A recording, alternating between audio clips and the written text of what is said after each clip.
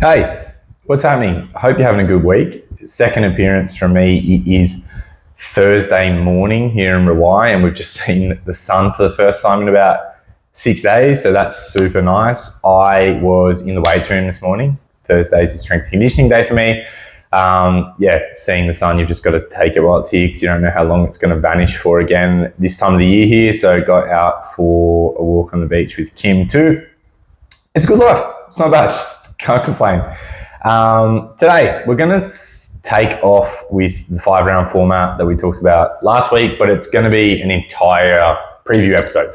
So we're going to only be talking about this weekend's Rebellion Road to Rajadamnern card from the Melbourne Pavilion in Victoria.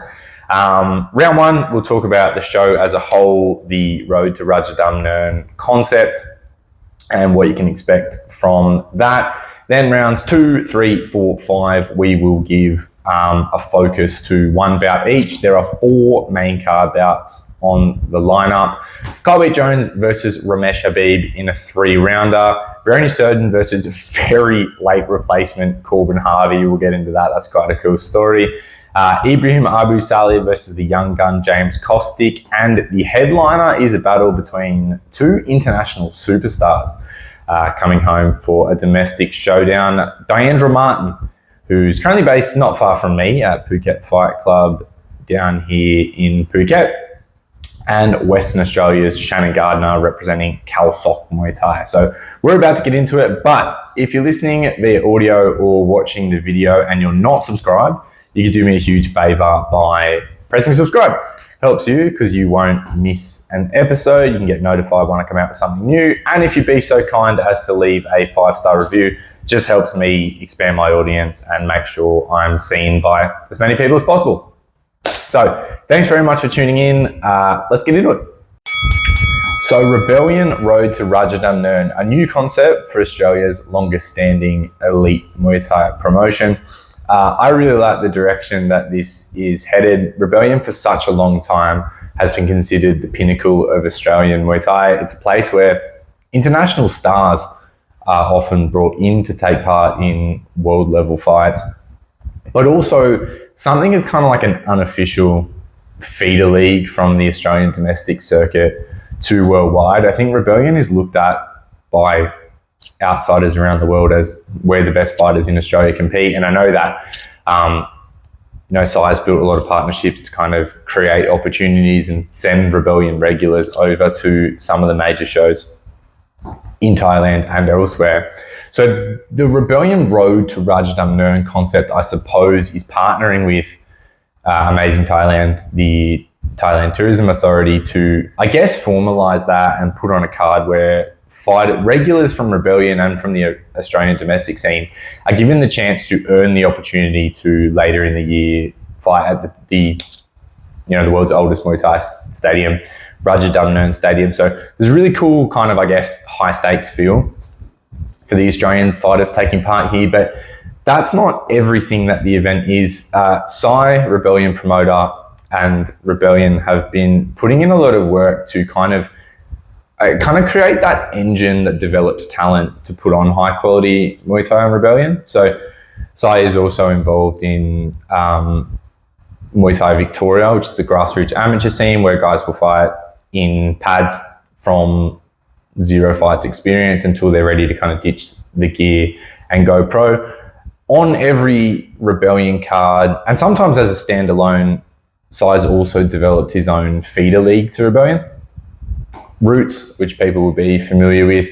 So when you go to a Rebellion event, you'll see the undercard will have different branding. It'll be Roots with the less experienced fighters kind of fighting for their chance to earn a spot on Rebellion when they're ready. So it's become kind of customary that when someone has a few fights on Roots, often Sai will award them in the ring after a victory with their Rebellion shorts. And that's telling as well of how much the opportunity to fight on Rebellion means to fighters in Australia, that, it's kind of a trophy to get the chance to fight on Rebellion. So this Saturday, it's kind of going to be a culmination of everything. So you'll have, during the day, a Muay Thai Victoria event that'll feature the novices, the amateurs fighting in pads, moving up to a preliminary card that'll be Roots with some of the up-and-coming professionals, and then, of course, the big Rebellion Road to Rajadamnern card, where some of the more experienced fighters will be competing for the chance to come over to Thailand. So a really cool snapshot of what the pathway looks like in Victoria, and a good chance to kind of see all over the course of one day what Sai and the Muay Thai Victoria team have put together. So that's just like a really cool concept, a great way to bring together the entire scene. And yeah, I wish I could be there, honestly. But I'm really looking forward to watching it on Live Combat Sports. And I also really like the way this is going to be not just a fight show, but kind of a celebration of Muay Thai and Thai culture. So there's going to be Thai food, Thai music. It's going to be a real event, a real kind of like global Muay Thai celebration. And I think it's a really cool concept, and I'm really looking forward to seeing it come together. So some really, really fun fights on the lineup, from the amateurs all the way through to the professionals. Today, we're going to be focusing in on, in all of our rounds, the main bouts between the more experienced fighters. But I really encourage you, if you're getting down, if you've not got a ticket yet, I believe they're still available. So if you're in Victoria, you should get one. But even if you're watching on Live Combat Sports, it's always well worth sticking around for the whole thing, because the talent level all the way through is unreal. So yeah, I'm really looking forward to watching it. Well done, Sai and the team, for putting this one together. Rebellion Road to Rajadamnern. If you're not in Victoria, you can watch that on livecombatsports.com.au. I'll put a link in the description. Super keen to watch it. We'll run through everything next week, all the results and things like that. But yeah, for now, in the rounds that follow, I'm going to take a closer look at the 4 main bouts. And yeah, let's get stuck in. Road to Rajadamnern this weekend. Can't wait. Okay, round number 2. Let's get stuck into the fight breakdowns. So the first bout on the card for Rebellion Road to Rajadamnern is a super fun 3-rounder and quite a creative piece of matchmaking too. Ramesh Habib, long-time Rebellion veteran, long-time Australian fight scene veteran. He's had over 50 fights, been around what feels like forever. And for all the top names, we'll take on young up-and-comer Weate Jones, who's put together some pretty good form in recent bouts, really started to make a name for himself at that kind of higher level. This is a really cool fight for a couple of reasons. I feel like it's a very good shot for young Weate Jones to kind of break through to that top level. He's had a couple of pretty commanding victories lately. In recent years, he kind of took like quite a step up, probably 1 to 2 years ago, had a couple of tough outs, fought some of the best names in Australia, fought Carter Lawrence, fought Darren Chen, and came up sort of just short on those. So a good sign of his progression. But yeah, was just really kind of like struggling to crack that next tier, but constantly working, constantly making adjustments. And what we also like to see as well, not trying to sort of stray away from the hard fights, taking on all comers. That's why there's like a few names on his resume already. But his last couple of fights against Billy Coulter and Slovakian kickboxer Jacob Mikula has really started to show like kind of a development in his strength, like really kind of starting to get comfortable in his style. And that's why I think the timing works really well for him to get a shot at Ramesh, who is just really like the best example of a guy who has fought everyone over really like a couple of generations of fighters now. He's such a mainstay on Rebellion, and I couldn't even think how many fights he's had for the show. Probably a future Hall of Famer. And this is, especially over 3 rounds, like a really, really fun match.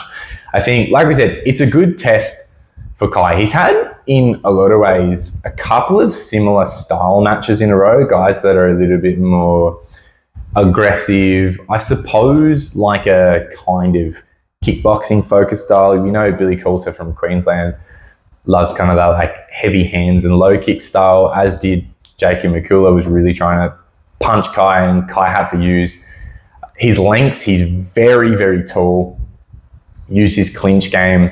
And these are weapons that you'd be well placed trying against Ramesh. So what I say about this, Ramesh is, I would say, more typically a kickboxing stylist, really clean, tidy boxing, likes to kick the legs. Not a guy who really likes to spend a lot of time in the clinch, very quick, has the headhunter nickname because of his kind of like ability to sneak high kicks up over the guard. But deceptively effective body puncher too. He's got, I believe recently in a kickboxing bout, won by body punch stoppage. And I think we've seen that a couple of times. So good combination fighter. It's going to be a good test, I feel, like we discussed. Kai has proven to be quite effective at neutralizing the aggressive, hands-focused approach. But I think this is a really fun example of a similar but not quite sure like what I'm getting at in terms of wording, but Ramesh has like some of the kind of like archetypal similarities to that style. He does like to throw his hands a little bit more on that kickboxing style, but a lot more precise. So Kai's fought a couple of guys in a row that were that all aggression, sort of high volume style. While Ramesh does favour the boxing, he's not necessarily an all-out puncher. He's very good at shot selection, very, very accurate. So Kai's going to have a little bit more to watch for here, and just has to deal with that experience to sort of cover the distance and potentially use. Look, I don't know what his plan is. I would imagine just given the difference in frames, Kai's going to be looking to lock on and use his clinch game. For me, this fight is a battle of range. Kai's so long. Ramesh he's quite new to the welterweight category. He came up from super lightweight from 63.5 after making what I can only imagine was a pretty tough cut, just saving himself a couple of kilos and up at the 67 kilo weight limit now. But what that's meant, and we saw this on an earlier performance of Ramesh in Rebellion, is oftentimes the kind of like advantages in his body type that he had at 63.5, they kind of even out a lot more. So I think Ramesh's first fight at 67 actually was against Carter Lawrence, who is every bit of 9 feet tall and a similar frame to Kaiwei Jones. So Ramesh has had to get used to adjusting his game, that long punching and counter kicking style, to fight someone who can kind of like tower over him, which I feel you probably wouldn't find at 63.5. If Ramesh is not the significantly taller guy at that weight, he's probably not going to be a lot shorter. So that's a whole nother thing. I would imagine Kaiwei Jones and the Double Dragon team have watched Ramesh's fight with Carter, because those two boys, who have also fought, are quite similar in frame. So where I see this as a battle of range, I think Ramesh is going to be very, very effective at that kind of like middle distance where he can kind of like chain together his boxing offense. He proved to be pretty effective at kicking the legs against Carter Lawrence. So I would imagine he would look to implement similar strategy against Kai, because they are built so similarly and not super stylistically different either. So Ramesh, I suppose, has had a chance to practice against a guy that's quite similar to Kai. So I would be looking for Ramesh in this one to be kind of playing that middle range game, because that's where he can make Kai the most uncomfortable. Look for Kai to kind of try to sit behind that left leg and play long with Ramesh, kind of just like stay all the way away from that boxing attack. But when they do get in close, Kai would be wise to kind of, he had showed like a really nice lock against Jacob McCullough, just really kind of smother Ramesh, kind of like drain away at the gas tank a little bit there and do some damage with knees. So you'll probably be able to see from the early going in this one, the man who can control the space can control the fight. So Ramesh is going to be looking to do damage with the hands at the middle range. So kind of look for him to try to navigate his way through that outside, that longer range, and really do damage when he gets inside, because if he hangs out too long, it becomes a little bit easier for Kai to get that lock on. So it's going to be on Ramesh to get in close, but not too close, I guess. Get in close enough to do some damage with the hands and exit before Kai can make it a clinch battle. So a couple of interesting things I see in this one also is, as effective as Kai has been with that locking clinch game and with using his kind of long kicks, really on the inside, cut Billy Coulter to pieces, was also body punching quite well against Billy to sort of warn off the boxing attack. So that will be a good strategic thing for Kai at the middle distance is not just try to maintain long or smothering close, but give Ramesh a reason to not want to come in too close, just make him think, and that gives Kai a little bit more space to use his preferred weapons. However, I'll be interested to see if Ramesh implements like a body attack focus, because I was watching some tape for this one, just watching Kai's most recent performance, and although he, in terms of points, very, very dominant, he did appear to be hurt to the body against Jacob from some punches. He was also stopped with body shots from Jason Scott a couple of years ago. So maybe Ramesh, who, as we said in the beginning, is a very effective body puncher, maybe he'll identify that as a weakness and look to make it a go-to. So yeah, interesting fight, a young up-and-comer versus an established veteran, and you know, the chance to, especially for a guy like Kai, very young in career, the chance to get over to Rajadamnern would mean a lot. So I can only imagine he's going to come in super hungry. 3-rounder, this one's super fun. Really looking forward to it.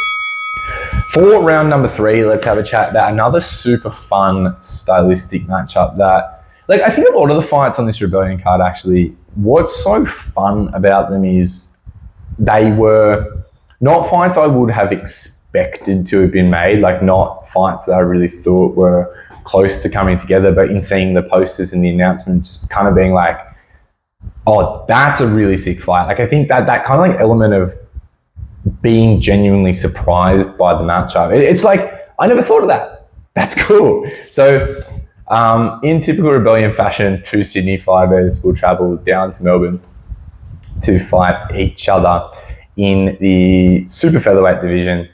Ibrahim Abou Saleh, mainstay on really all the major Australian shows and recent Rajadamnern World Series fighter, will take on the young up-and-comer James Kostic, who's just been racking up experience wherever he can, and also had an appearance on RWS quite recently. So this is 2 guys, I guess, fighting for another shot at Rajadamnern. They've got that experience. They've been there already. James had a really good showing against Pet Nedmai on the RWS prelims not too long ago.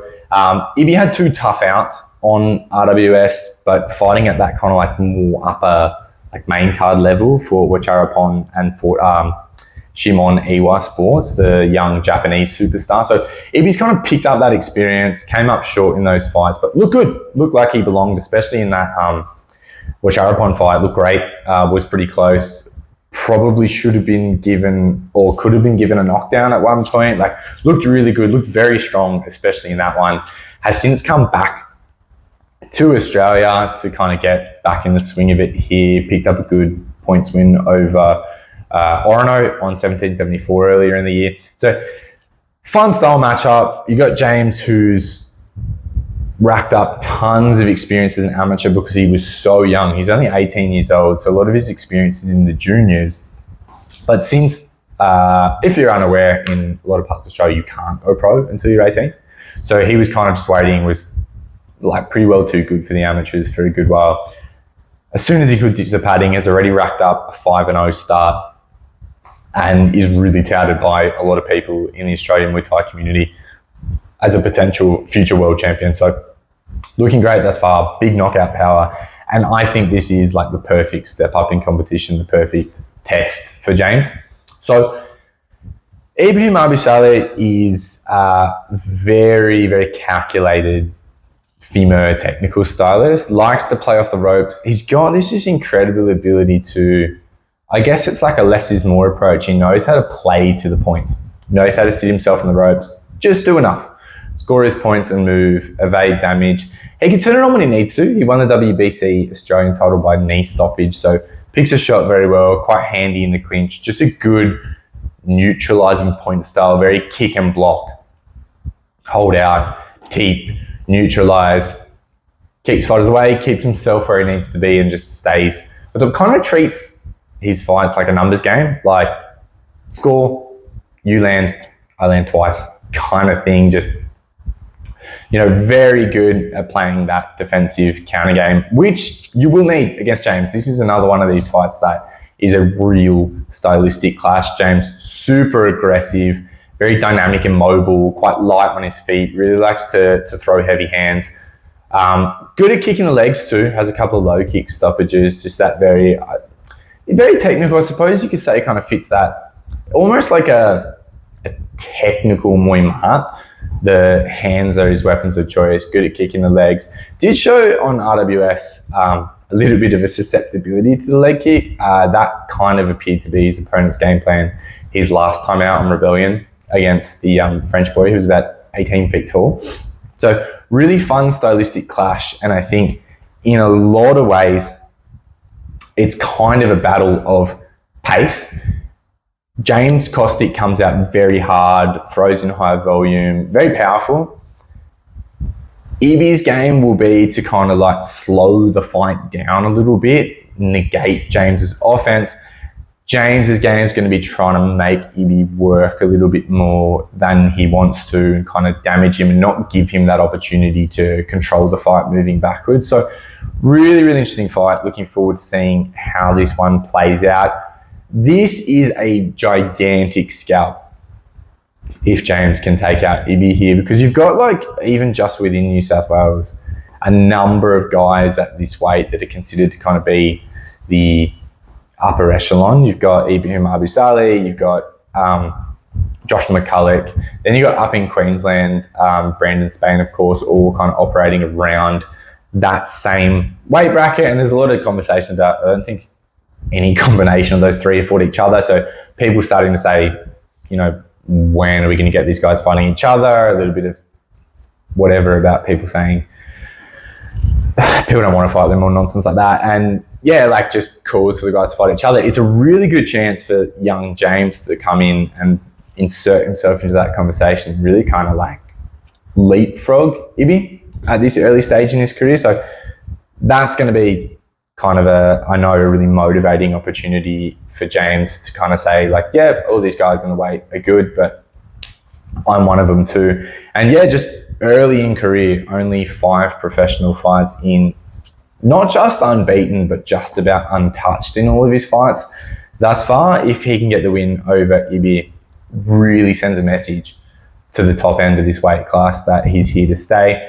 As well as creating an international opportunity. But then on the other side of that coin, Ibrahim's been developing so well, taking on international opportunities, both international fighters that have come into Australia to fight him and going over to Rajadamnern. I think it's a really good chance for him to kind of use these couple fights back in Australia after his first crack at RWS, as saying, you know, retooled, worth another shot. And yeah, looking forward to seeing who comes out on top in this one. I think really, of all the fights on this card, this could be the most interesting and potentially unpredictable stylistic clash. I'm, in looking at these two fights, really unsure what a match between them looks like, and I'm really looking forward to see who can make their game work here.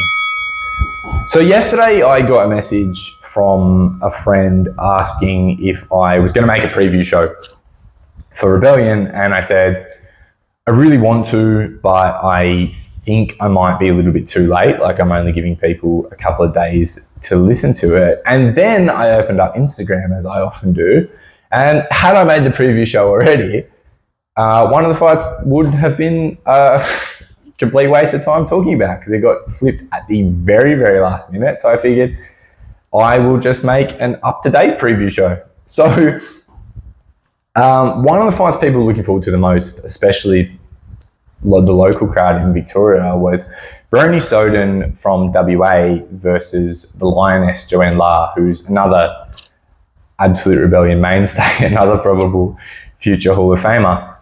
Joanne has suffered an injury, wishing her the best in recovery. And that is a really disappointing idea, because Bryony getting the shot to come over to Rebellion, I think, is something a lot of people, especially Bryony, have been really, really looking forward to.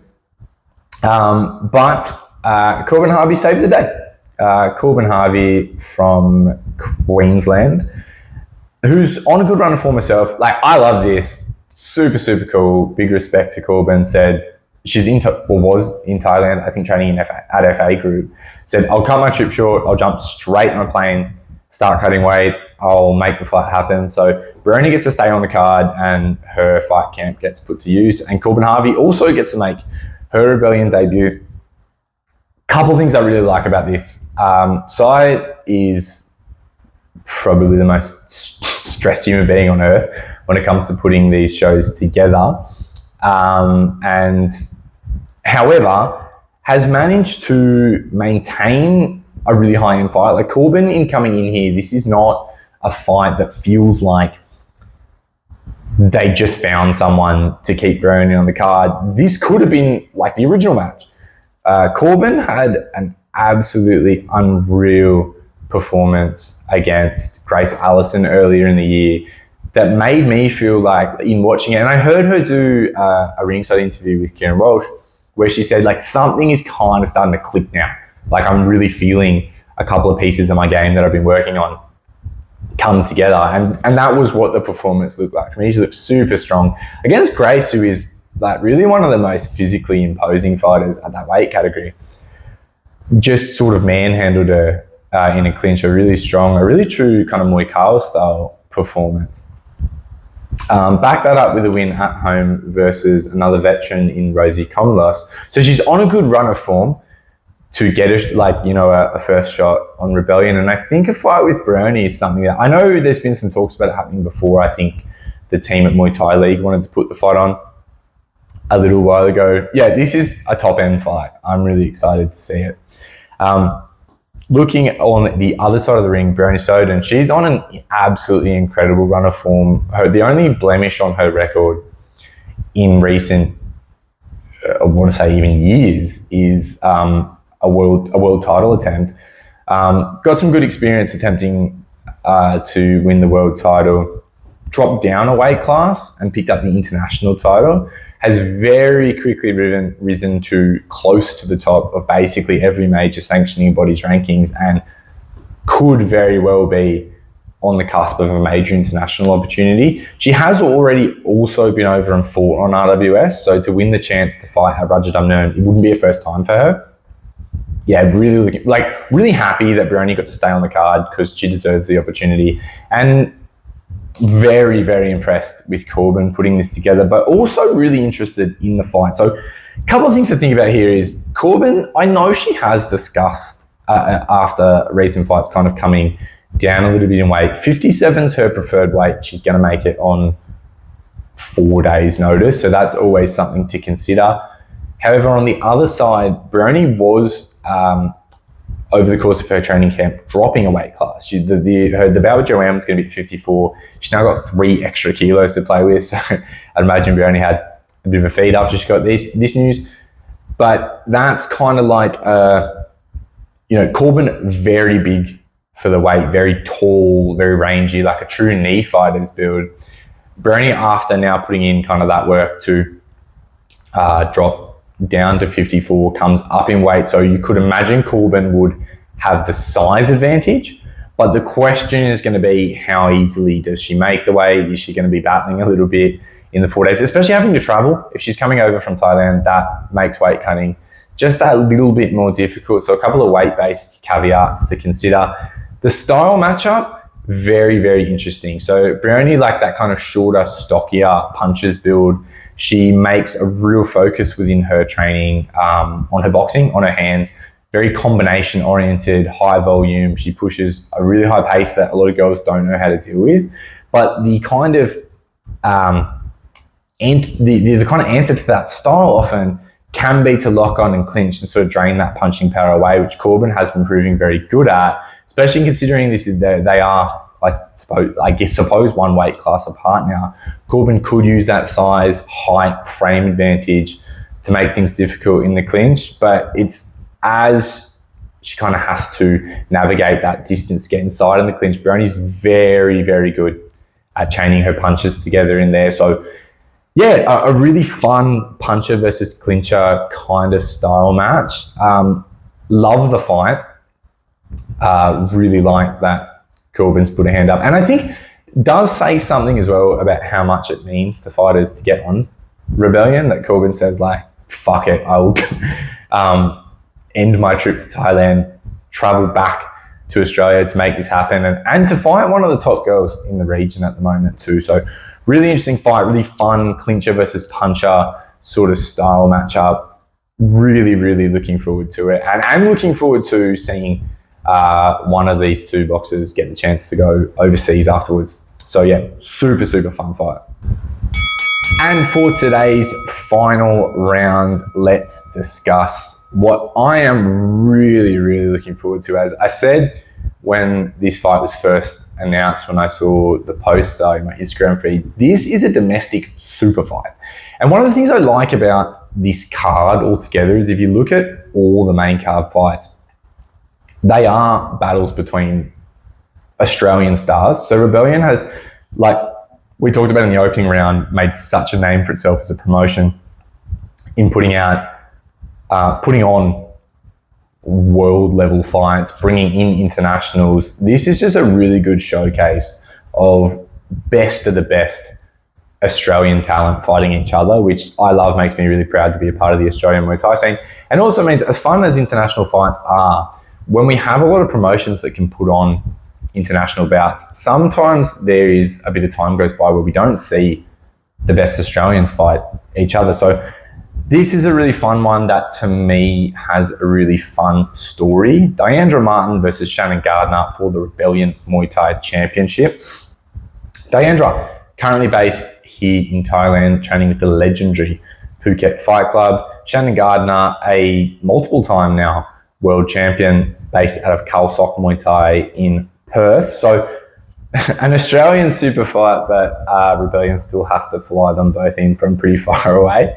Perth and Phuket respectively. Diandra, I know, has already touched down in Australia, is feeling great. Why I love the story on this fight is Diandra has had the opportunity to fight for a Rebellion title before. She fought Tiff Lamb, who's another Australian Muay Thai great. That fight went to a draw, so no one got to take the title home. Diandra, I know, feels very passionately she should have won that fight. That's something that has kind of stuck with her in the years since. So now she gets a second chance at the Rebellion Muay Thai jury. I know how much that means to her.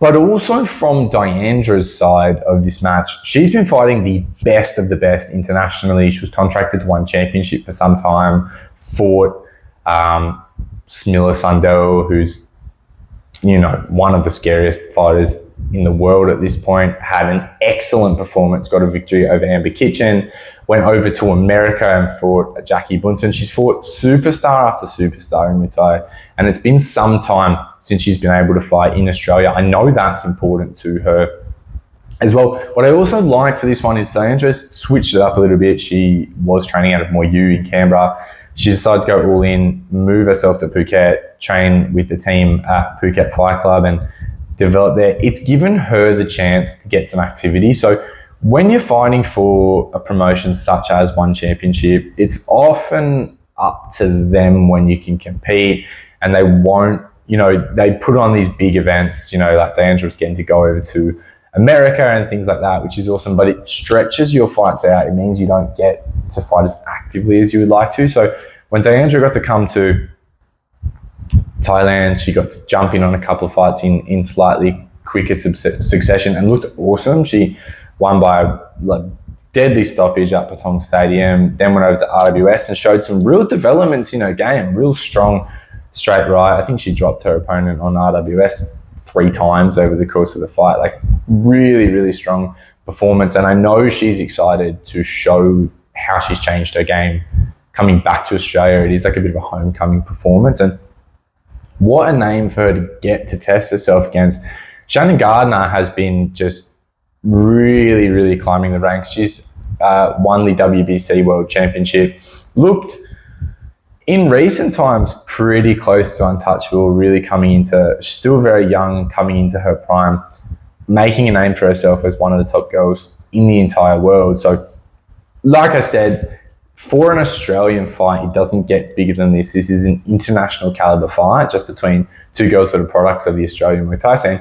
And what's also so interesting to me about kind of the matchup clash here is they are from two very different developmental pathways. Like Shannon, still a regular on the IFMA scene. She's a multiple-time IFMA medalist and has racked up a lot of experience fighting against girls from all over the world in that format, and that creates within itself its own kind of style. Like fighting IFMA is very different to fighting professional Muay Thai. Shannon has proven super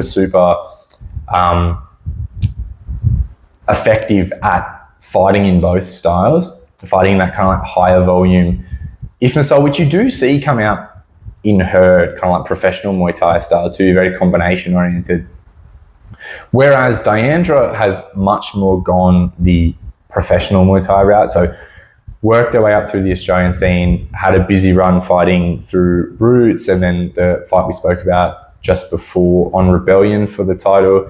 Then had like a sensational knockout win in what I believe would have been her last fight on Australian soil against one of the best Australian female fighters ever, Yolanda Schmidt. And that was what really punched her ticket to superstardom. It was off to one championship after that. So two really different pathways to get here, and two fighters that I know have a lot to prove in this one. So a very well deserving Rebellion title fight, a very interesting style matchup, especially because I believe that under the tutelage of Phuket Fight Club, I think Diandra is adding a lot of new tools to her game. I think people might be somewhat surprised by what they see. You know, she showed a lot of punching power, a lot of fight stopping ability. She's always been great with that clinch and long knee sort of game, fights to her frame very well. So a good chance for the Australian Muay Thai scene to see kind of like the new weapons that Diandra's added since moving to Phuket Fight Club. And what a great test on the opposite side of the ring. Shannon Gardiner,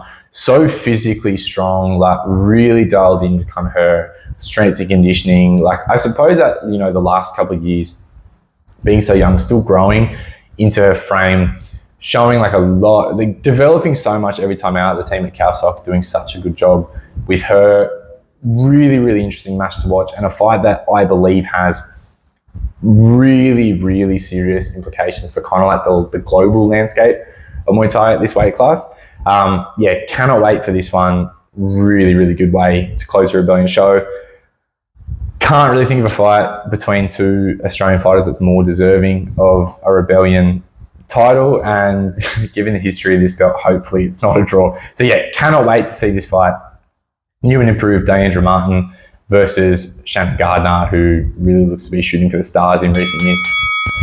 That is all from me this week. 5 rounds to preview Rebellion, road to Rajadamnern. If you are in Victoria, make sure you grab a ticket and enjoy the show. I'm jealous of you. If you are going to watch from home, be sure to jump on livecombatsports.com.au and get the pay-per-view. We'd love to know your thoughts on the matchups, which fight, either of the ones I discussed or maybe something on the undercard, are you most looking forward to?